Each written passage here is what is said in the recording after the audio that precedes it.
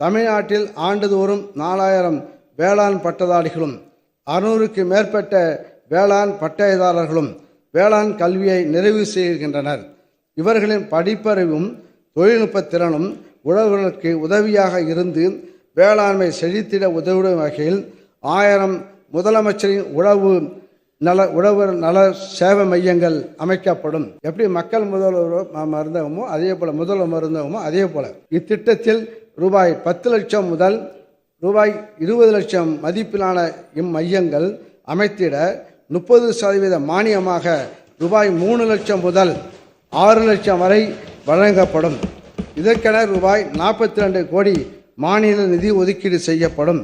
இம்மையங்களில் உழவர்களுக்கு தேவையான விதைகள், உரங்கள் உள்ளிட்ட இடுபொருட்கள் விற்பனை செய்யப்படுவதோடு வேளாண் உற்பத்தியை பெருக்கவும் பயிர்களில் ஏற்படும் பூச்சி நோய் மேலாண்மைக்கு தேவையான ஆலோசனைகள் வழங்கப்படும்.